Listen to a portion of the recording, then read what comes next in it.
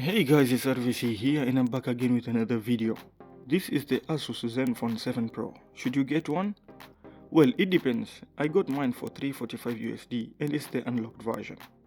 Since it's a Pro version, it comes with 8GB of RAM, 256GB of ROM and packs a Snapdragon 865 Plus.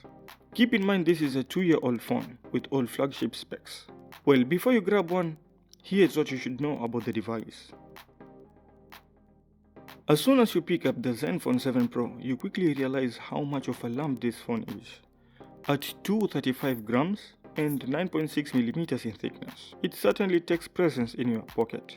Using the phone for a long period of time can be tiring because of how big and heavy it is. The Zenfone 7 Pro carries over the glass sandwich design from the previous generation, with Gorilla Glass 6 at the front while Gorilla Glass 3 at the back.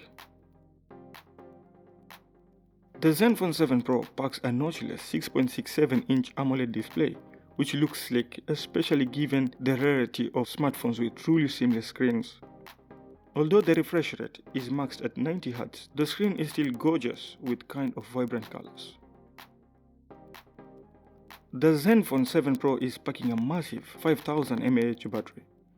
Whether heavy or light user, this device will definitely finish a day with some juice left. Even on my heaviest days, the device still manages to last me a full day. Asus also managed to include a lot of battery care features for the longevity.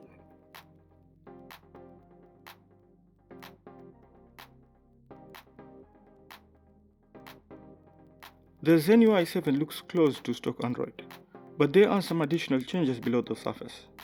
By the way, it runs currently on Android 12. When it comes to performance, it's fast, it's sleek, and it runs whatever you throw at it, from games to media to browsing, you name it.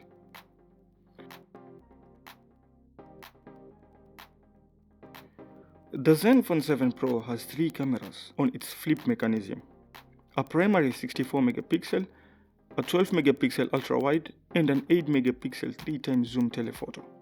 Given plenty of light, the Zenfone Pro takes vibrant and bright photos with a lot of contrast.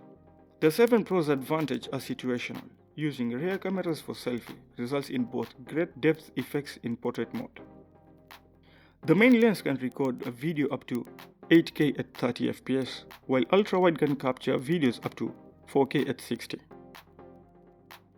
Anyway, to sum up, I like the device a lot, though it wasn't perfect. Battery life is great, camera is awesome, but the price is too high.